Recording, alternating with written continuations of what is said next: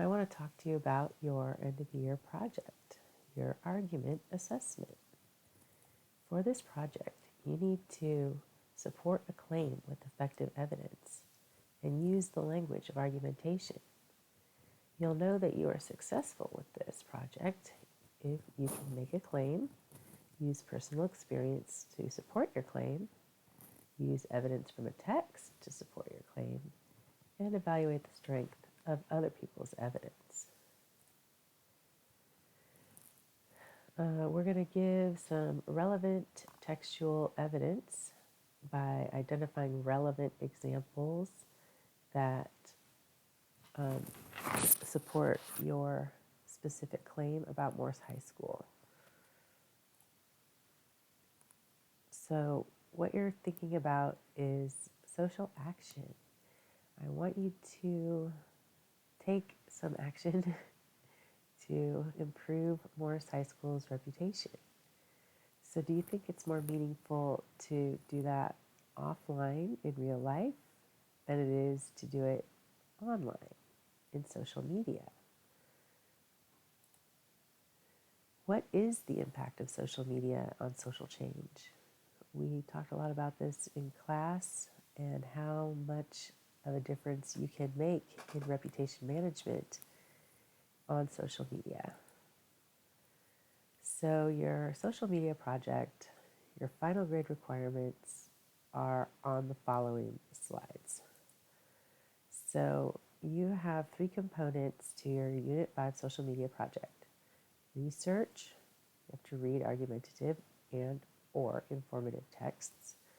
You have to do argument writing based on research and a presentation of the research that you did and your argument about Morse High School. So let's see what that looks like.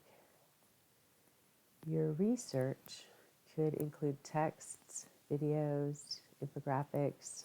You have to annotate the texts, paraphrase and summarize information from them, identify rhetorical strategies authors used in argumentative text, evaluate evidence in argumentation, and synthesize information from more than one text. Sounds like a lot, but you've been doing a lot of practice with that. So your research, you have to read some informative texts, videos, and infographics. There's a list of texts linked here in that slide. Then you have to write an argument based on your research. So you can write a review of Morse High School or record a flip grid video about Morse High School. You also have to do a multimedia presentation, podcast, an essay, a PSA, maybe an infographic. You can write an argument that makes a claim and supports it with reasoning and evidence. You can present your argument clearly and creatively by recording a podcast. Choose your angle that your podcast will take about Morse. You might want to try one of these ideas. Maybe tell us a story about your school or something that happened there. Show us both sides of the debate about Morse High School's reputation. Or explain something to us that kids understand about Morse High and grown-ups don't. Before you settle on one of those ideas, take a few minutes to brainstorm and then come up with one idea that might work for one of those prompts. So choose how you might structure your podcast. There are some good tips from the pros at NPR about starting a podcast on your own. Would you want to interview with someone, host the narrator, like be the narrator host of a podcast using clips of interviews to tell a story? What sounds might you give listeners to get the full idea of the story you're telling? What should you ask before starting a story? What's your story's driving question? What's your story not about? So what we're trying to do is make the question, does Morse have a reason to have a good reputation nowadays? And we want the answer to be yes. So your story should not be about what's wrong with Morse, but what is positive about it. How will you ensure your story is fair to the people and ideas it represents? How are you going to engage your audience and hold their interest? And what will the audience remember when it's over? So answering these questions is all about you making choices. There are steps for creating and recording a podcast. First thing you have to do is make a claim about Morse High School. For example, Morse is a good school. Then you got to brainstorm your argument. So what kind of texts from the unit can you use? What information from your social media accounts can you include, like photographs that you maybe have taken people or places at Morse? What kind of social action can you include? And then there are some examples of good podcasts that you can listen to see how a podcast should sound when it's done. So you're going to have to give reasons why you made the claim about Morse. So if you said Morse is a good school, you might give an example like Morse has good teachers. You're going to have to provide evidence to support your claim. And there is a Channel 7 news broadcast that Lindsay Hood is the journalist talking with Mr. Garganew, who is the PE teacher at Morse, about his award that he got last year for health services because he is so inspirational to us all during the pandemic and staying healthy, keeping up your healthy lifestyle. So that would be good evidence that Morse has good teachers. So you also have to include a counterclaim, and this is where you can give some of the evidence that Morse doesn't have a reputation and why, but then you have to answer the counterclaim by explaining why that's not the case anymore, that it's not true. What was in the past should stay in the past, and we should revitalize a new online identity for Morse, one that's positive. When you conclude, you need to reiterate your main point about Morse, which is, that it's a good school. You might want to use a call to action and ask people to change their mind about Morse High School. And it's not really what, they think that it is. There are graphic organizers and resources that can help you plan your podcast. And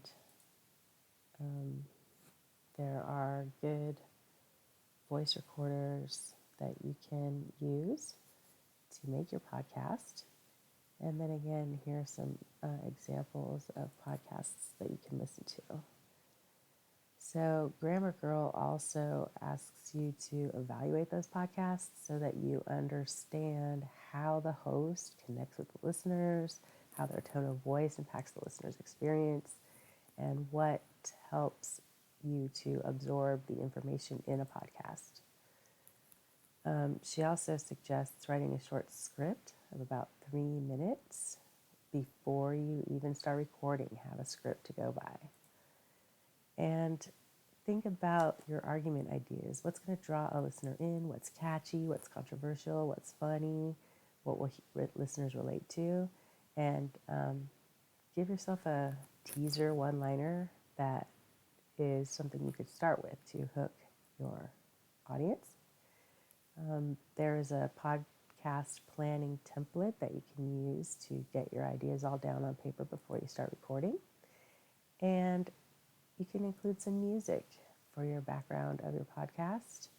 And Podcast Music Beta is a place where you can get that stuff and use it for free. You got to determine the evidence for your argument and also revise your script afterwards. Rehearse first before you go ahead and record it. And then think about how well you are attending to your audience. Did you achieve your purpose? Did you make them want to change their mind about Morse's reputation?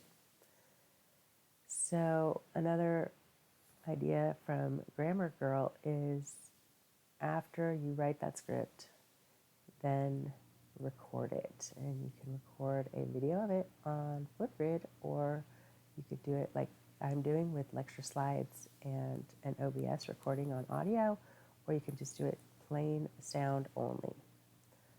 The top podcast recording tips are: don't forget to warm up, record in a small quiet room, Watch your volume levels, watch your breathing, keep your body still, make a test recording before you actually start to dive into your episode.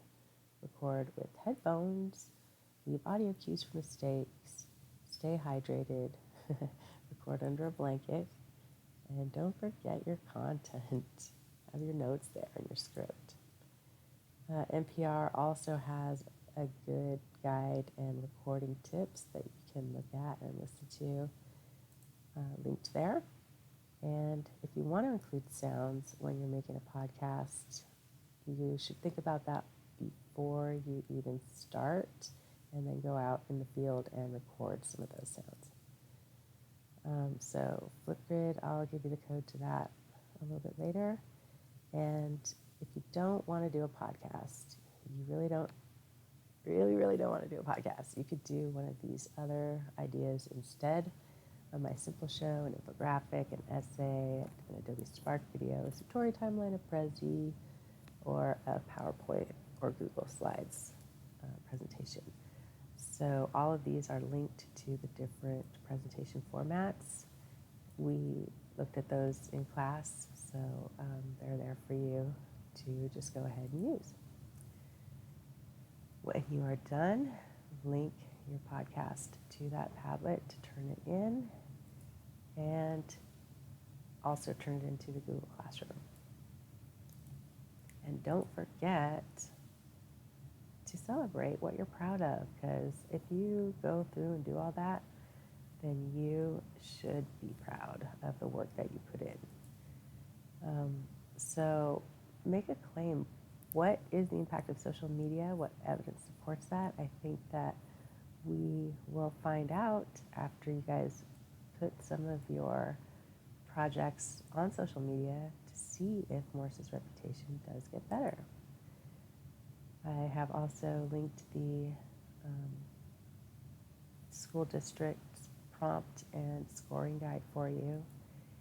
And then later in this semester, you can also create your digital portfolio for your senior exhibition. But for now, we're just looking at your final project. So keep in mind you're in the 9th grade, and it doesn't have to be perfect. When you add this to your senior portfolio as an example of a project you did in the 9th grade, you'll be able to see growth to your senior year and how you have gotten so much better over the years.